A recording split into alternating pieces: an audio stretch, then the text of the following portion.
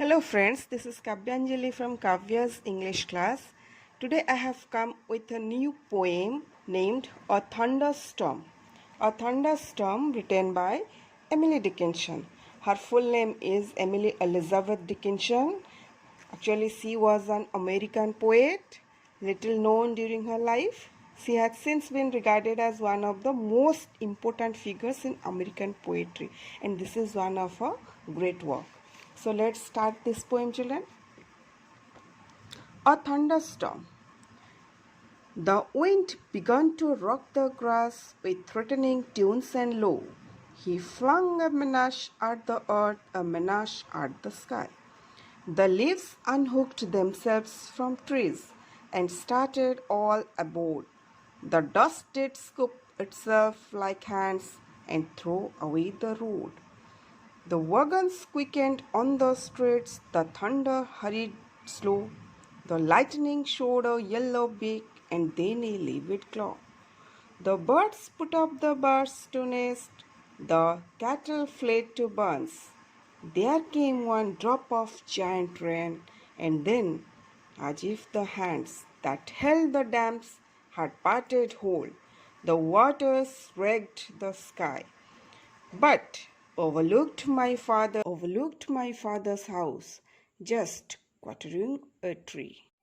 The poem opens with the line, "The wind began to rock the grass," and it describes the chaos that a storm wreaks upon the world. Whenever a thunderstorm comes, first we feel the wind, the heavy wind, yes or no? So, here the wind began to blow in such a way, it seems that it will rock the grass.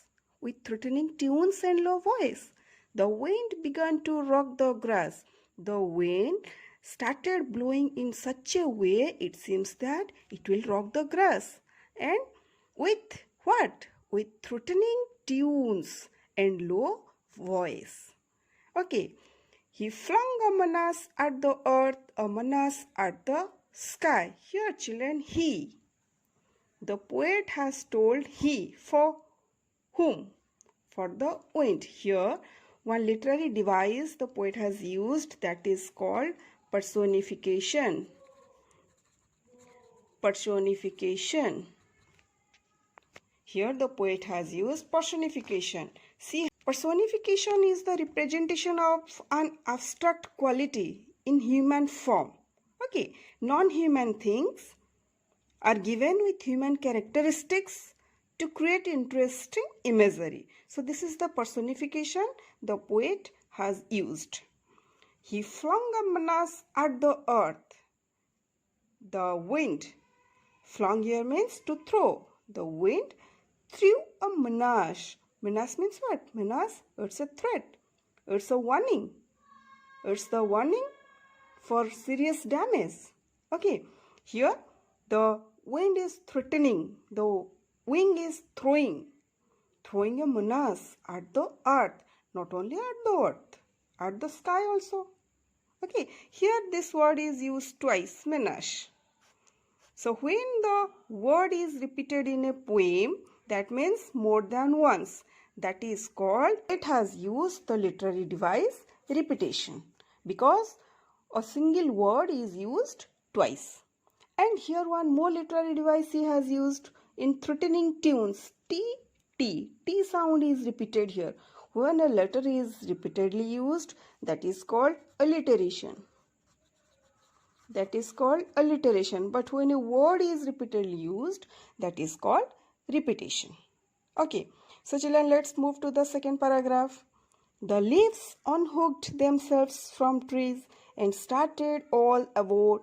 The dust did scoop itself like hands and threw away the road. Just before the storm, when the wind blows heavily, the leaves start to fall from the trees. Here the leaves unhooked themselves. Here the leaves unhooked themselves. Unfastened themselves means detached themselves from the trees and started going everywhere and started falling here and there, and started all aboard means they started falling here and there. The dust did scoop itself like hands and throw away the road. Here, the dust and sand also start blowing into the air.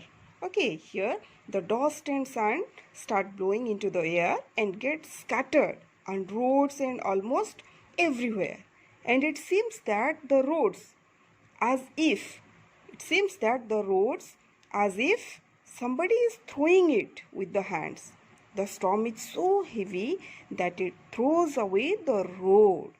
Okay, so here the dust did scoop itself like hands and throw away the road. The roads are full of dust. Okay, children. So, in the next paragraph, the wagons quickened on the streets, the thunder hurried slow, the lightning showed a yellow beak and then a livid claw. The wagons here means vehicles. The vehicles quickened on the street just before the storm. What happens? Everyone wants to reach their home. Yes or no? Before rain, before the storm, everyone wants to reach their home. So all the vehicles on the road, they just started to run quickly. They just quickened on the streets to reach their home as soon as possible. But the thunder hurried slow. Here the thunder, but what the thunder does here, the thunder makes these vehicles slow, make these hurried vehicles slow. Here children, one more literary device is used, that is called oxymoron.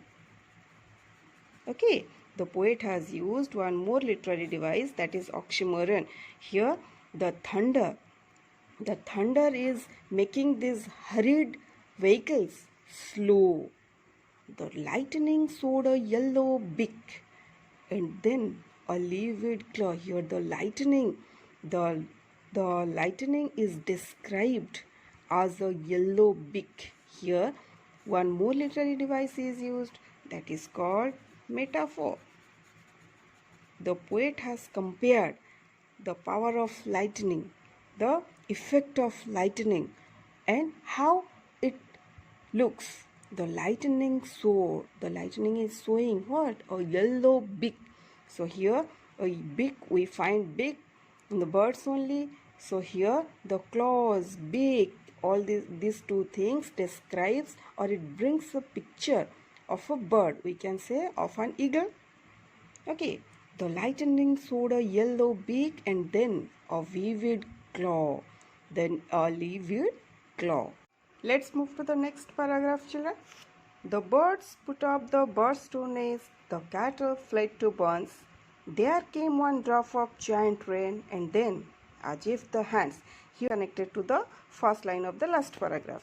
The birds put up the burst to nest. Here, children, how do the animals and birds react? How do they react to the thunderstorm? They make themselves prepared to face the storm. What the birds do? The birds just put up the burst to nest. They try, the rain shouldn't enter their nest. They try to hide inside and prevented the rain from entering. And what do the cattle do? They just flee to barns. They just run. They run to their shelter to make themselves safe from the storm. Okay. There came one drop of giant rain. Giant here is very big, very heavy rain. There came one drop of, sometimes we feel the raindrops, the size of the raindrop sometimes we can feel, and it's a big, very big raindrop. And then what happens? As if the hands that held the dams had parted whole, the waters wrecked the sky.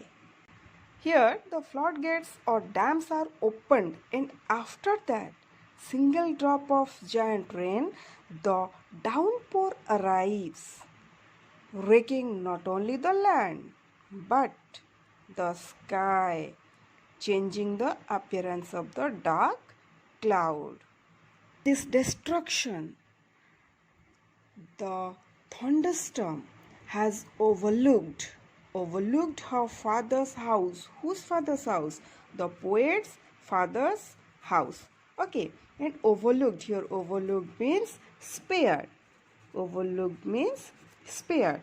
Okay, so here the thunderstorm has overlooked her father's house. Why? What's the reason?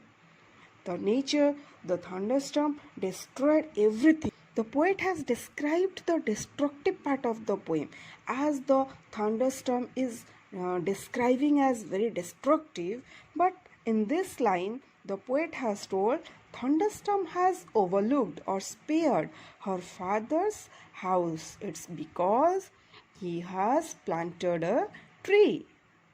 It's because he has planted a tree. And here in the last sentence, just quartering a tree.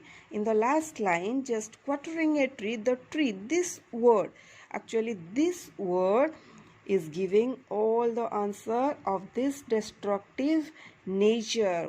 We are the reason. We are only the reason for this destruction. So here in the last word, the poet has told that if we plant a tree, then we can be safe from all these type of natural destruction. Here in the last words he has given the idea of afforestation, deforestation and all these things. So children, the complete poem describes the destructive part of the thunderstorm from the beginning to the end, but in the last sentence he has given the reason, the poet has given the reason that why the thunderstorm has spared, has overlooked her father's house. It's because he has planted a tree. So we all should plant a tree to get rid of this kind of natural destruction. So that's all. Thank you all of you. Have a nice day. Take care. Then please like, comment, share and subscribe. Thank you.